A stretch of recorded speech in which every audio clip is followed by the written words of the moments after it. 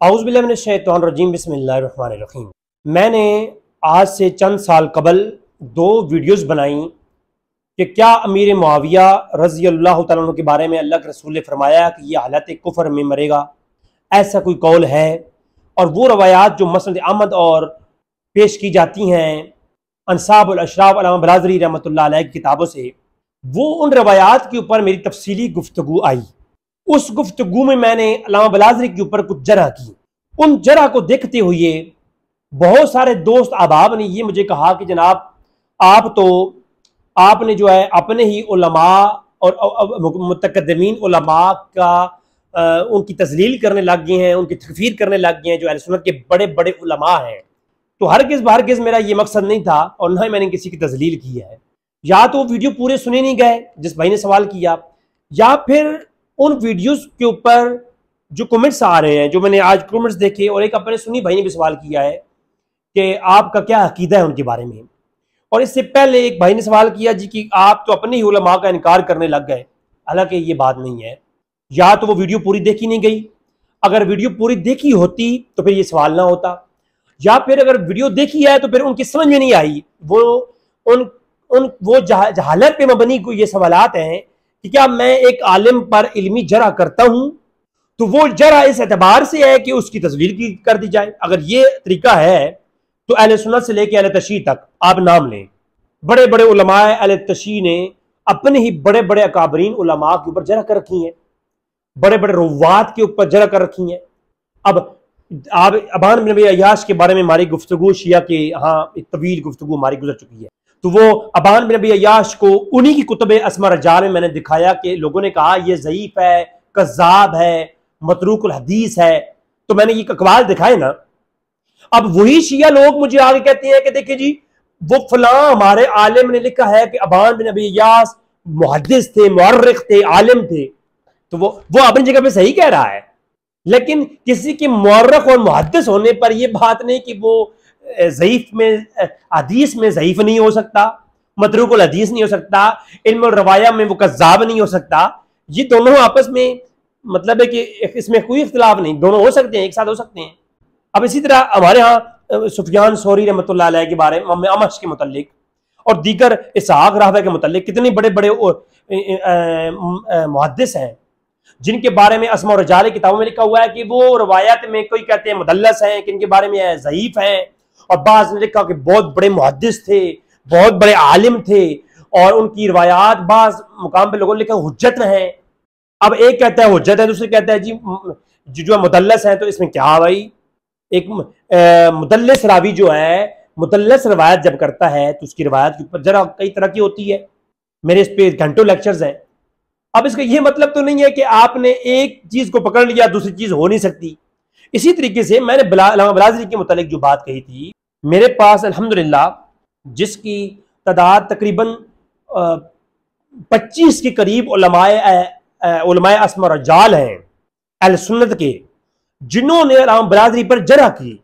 और जब जरा की तो मैंने उसमें से चंद एक गिने हुए उलमा 3 से 4 उलमा की कौल पेश किए कि अल्लामा बलाज़री जो है एक अदीब है, आलिम है, शायर है, खतीब है और आलिम और नसाब है, मगर वो इल्म और रवाया में हुज्जत नहीं है।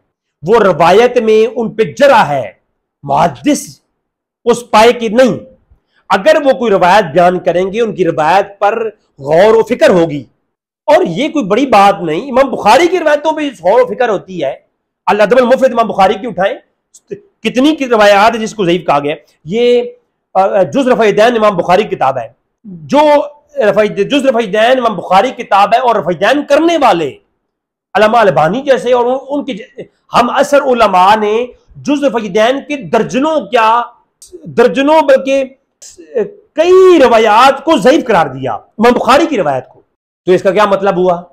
इसका मतलब ये हुआ कि इमाम बुखारी की भाई ऊपर जरा आ गई है? नहीं भाई, होता ये है किसी मुहद्दिस के ऊपर जब जरा होती है उसकी रवायत की परख होती है कि आया कि इस मुहद्दिस जिस पे जरा है, जिसका इखलात वाज़े है, जिसका इस्तराब वाज़े है, जिसकी तदलीस वाज़े है, जिस मुहद्दिस की जो है तखलीक जो है ना वाज़े है, जो वसवसे का शिकार हो गया था, इंतबाक का शिकार हो गया था, ऐसा आलिम, ऐसा मुहद्दिस जिस पर जरा हो, उसकी रवायात दीगर तरीकों से देखी जाती है, उसके ऊपर असूल है।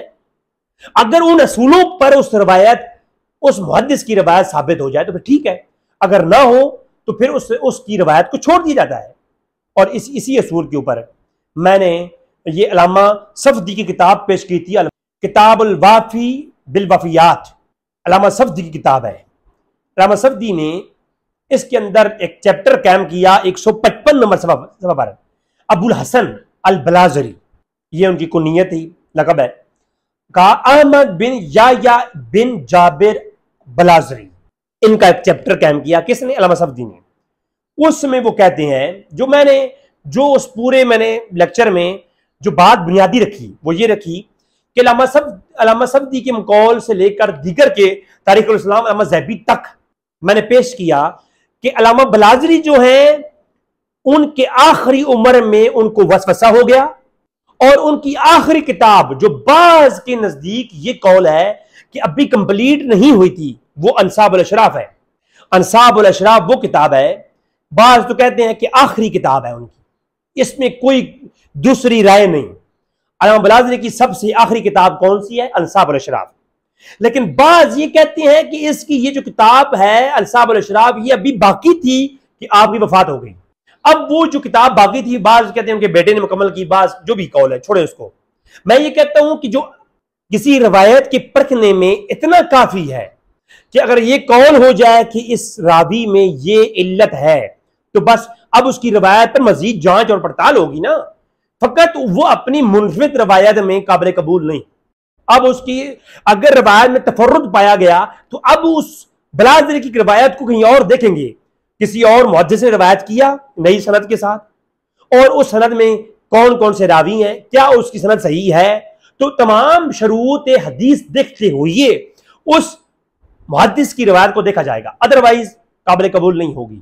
बस मेरा ये कौल था, और इसमें मैंने ये कहा कि अल्लामा बलाजरी के ऊपर जरा है, और ये जरा मेरी नहीं है।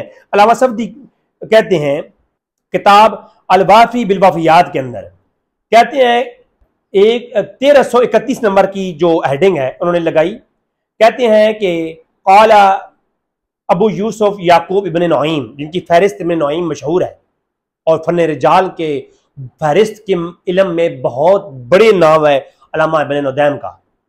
तो अल्लामा इब्न नुदैम और अल्लामा इब्न नईम ये दोनों बहुत बड़े बुजुर्ग गुजरे हैं। तो कहते हैं बहुत बड़े अल्लामा अली इब्न मदनी ने कहा, अब्दुल्लाह इब्न सालेह अल अजली ने कहा, अबा उबैदुल कासिम बिन सलाम और उस्मान इब्न अबी शैबा, इमाम इब्न अबी शैबा के बेटे ने कहा, और एक जमायत व ज़करुल जमा, एक जमात से जिक्र किया, इसको नकल किया। व रवी अनहु यहया इब्न नुदैम, जो फहरिस्त इब्न नुदैम मशहूर है उसमें भी है, अल्लामा इब्न नुदैम ने इसको रवायत किया। अहमद इब्न अब्दुल्लाह इब्न अम्मार ने भी रवायत किया, और अबू यूसुफ याकूब इब्न नईम ने भी रवायत किया कि जो अल्लामा बलाजरी हैं वसवसा आखिरुल उम्र, उनकी आखिरी उम्र में वसवसा हो गया था, बिशुर्बिही बलाजर अला गैर मारफती, उन्होंने गैर मारफत के अंदर जो है बलाजर पी ली थी, एसिड पी लिया था। गैर मारफती, जिस बंदे को जहर में और जो है जूस के अंदर जो है ना पहचान ना हो, उस बंदे की किताब की रवायत की फनी हैसियत आप बता दें मुझे। मैं उनको आलिम मान रहा हूं, बड़ा मुहद्दिस मान रहा हूं कि पहली किताबों से, मैं इस किताब से भी बाकी रवायात लेता रहता हूं, लेकिन अब इनकी जब इतनी बड़ी इनके ऊपर एक तोहमत आ गई, ये तोहमत गाली वाली तोहमत नहीं, ये इल्मुल रज्जाल वाली तोहमत है, ठीक है जी। जब इनके ऊपर एक इल्लत कायम हो गई, अब इसके ऊपर जरा और तादील के हवाले से हम इनकी रवायात के ऊपर गुफ्तगू देखेंगे, उसके बाद अगली बात होगी। और अगली बात खुद मैं बयान की, मैंने हर देखे ना, मेरी खयानत तब होती मैं अगर कोई बात बयान ना करता तो शेख अजीज साहब फिर ये बात मेरे साथ करते, नासिर अलवी साहब ये बात मेरे साथ करते, लेकिन उन्होंने क्यों नहीं ये बात की, अगली बात उन्होंने सुनी नहीं। मैंने उसी क्लिप में कहा वकान अहमद इब्न या इब्न जाबिर, जो या जाबिर थे, आलिमन फादिलन शायरन व रवायतो रवायतुल निसाबा, और निसाब की रावी शायर फाजिल आलिम थे। बकाना बरकफ, ये बात है कि वो आलिम आलिम फाजिल शायर नसाब रवाया, ये बात मैंने पहले कह दी, हम उनको मानते हैं, मगर उनकी रवायत वो हदीस के अंदर किसी के हलाल और हराम में जब रवायत ली जाती है तो उस हलाल और हराम में दलील कती होना जरूरी है, और कतियत के लिए रावी हदीस जो है उनकी बिल्कुल यूं होना जरूरी है। आप किसी के ईमान और कुफर की रवायत ला रहे हैं, जब बलादरी से ले रहे हैं तो बलादरी खुद कौन है ये देखना पड़ेगा, फिर उन्होंने किससे ली है उसमें मेरी बहस सही है। तो ये पहला हवाला मैंने दिया, तो ये आप देख लें। उसके बाद तारीख इस्लाम है अल्लामा उस्मान अल ज़हबी की, अल्लामा ज़हबी रहमतुल्लाह अलैह, उन्होंने भी अहमद इब्न याह्या इब्न जाबिर अल बलादरी का एक चैप्टर कायम किया सफ़ा 279 के ऊपर। वो कहते हैं जिल्द नंबर 20 है, वो एक लंबी बहस करते हैं। वो कहते हैं वह ज़कर हो, यानी वो एक यानी हुज्जत कायम कर रहे हैं इसके ऊपर, एक तवील बहस करते हैं, तवील बहस। पहले तो वो कहते हैं कि अबू बकर अहमद इब्ने याह्या इब्ने जाबिर अल बलादरी अल बगदादी अल कातिब अदीब असाहिबुल तसनीफ, कई किताबों के मुसन्निफ हैं, और उनकी तारीफों में आगे लिखा कि अली मदनी और बहुत लोगों ने, एक जमात ने उनकी शान में नकल किया है। ठीक है जी। और वो कहते हैं उन्होंने कुतुब जय्यद लिखी हैं, और उनके जो दादा थे मिस्र के अंदर बहुत बड़े खतीब थे, जो जाबिर थे, बहुत बड़े खतीब थे। काल अब्दुल्लाह इब्न अहमद इब्न अबी ताहिर वल बलाजरी बगदादी अल कातिब, अब्दुल्लाह इब्न अहमद इब्न अबी ताहिर ने कहा है, वो बलाजरी थे, बगदादी थे, कातिब थे, शायर थे, रवायतुल निसाब थे, अहदुल बुलगा उलमा में से एक थे। अच्छा, काना जद्दुहु, उनके दादा जाबिर यक्तुबुल खतीब, एक बहुत बड़े खतीब थे बिल मिस्र, मिस्र में, वलहु कुतुबुल जियाद, और कई किताबों के वो लिखने वाले हैं, और बहुआ साहिबुल किताबुल बल्दान, किताबुल बिल्दान के मुसन्निफ भी हैं।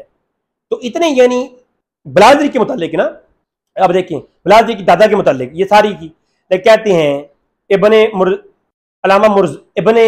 मुर्ज़बानी ने कहा कि अन्ना अबुल हसन बलादरी वसफ़ी आखिरुल उम्र, आखिरी वक़्त में उनको जुनून तारी हुआ, वसवसे का, मजनूनपन का बीमारी लाहक हुई। अन्नहु शरबल बलाजर फसदल अक्लुहु, बलाजर पी ली और उनकी अकल चली गई। बलहु फिल मामून अल मदाहि व जालिस अल मुतवक्किल, और उनसे लोगों ने अलहदी इख्तियार की और वो वगैरह वगैरह।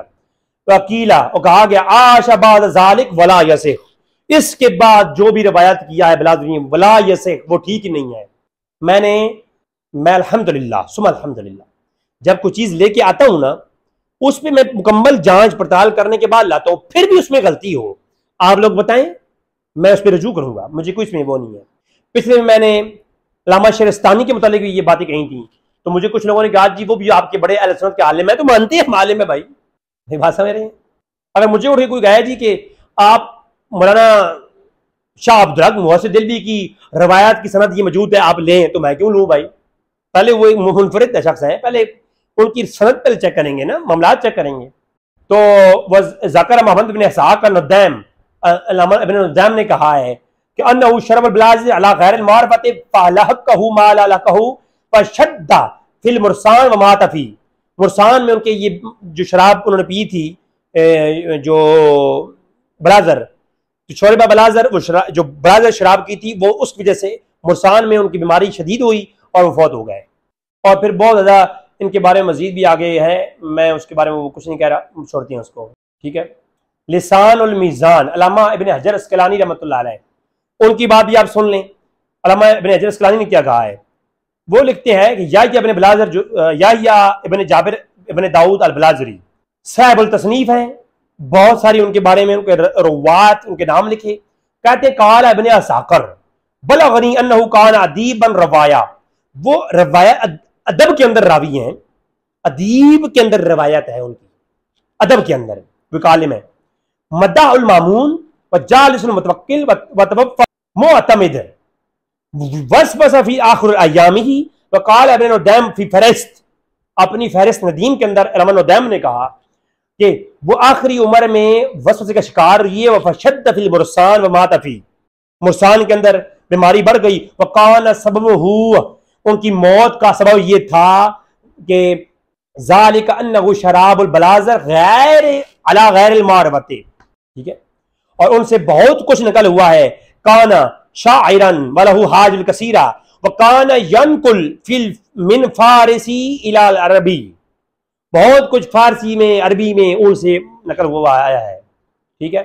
और अल-मुअज्जमुल अदबा के अंदर उनको बहुत बड़ा सूफी बुजुर्ग भी लिखा गया है। तो वो अल्लामा इब्न हजर अस्कलानी का मौक़िफ़ भी ये आ गया। अब मुझे आप बताएं, मैंने खुद से तो कोई नहीं, घर से लिख दिया है भाई कोई चीज़ के बारे में। तो ये जो है इसके ऊपर खैर मेरे पास काफ़ी बड़े हवालाजात लगे हुए हैं। मैं वो हवालाजात को कोट करूंगा तो फिर एक तवील गुफ्तगू बनेगी, 1 घंटे का मैं इस पर क्लिप बना सकता हूँ। आप जिस जय्यद आलिम को उठाएं, वो किसी ने भी इब्ने या इब्ने जाबिर बलाज़री जो है, इनकी रवायात को बतौर हुज्जत कहीं कोट नहीं किया। इनकी रवायत को लेंगे, लिखेंगे, फिर इसके ऊपर बहस करेंगे कि जाबिर बलाज़री अगर वो अपनी रवायत में मुनफरिद है, शाज़ कौल लेके आते हैं, उनका शाज़ कौल अगरचे ऊपर के सारे रावी सही भी हो, काबिल कबूल नहीं है। हाँ, उनकी पहले कुतुब के अंदर कोई रवायत आ जाती है, फिर उस पर हम जरा तादील के हवाले से जो फनून है, उलूम है, उसके मुताबिक रवायत देखी जाएगी। अगर उस पर कामिल काम होगा तो कबूल होगी, अदरवाइज उसको जो है मजीद फन्ने रिजाल के हवाले से ऊपर देखा जाएगा। वमा अलैना इल्लल बलागुल मुबीन।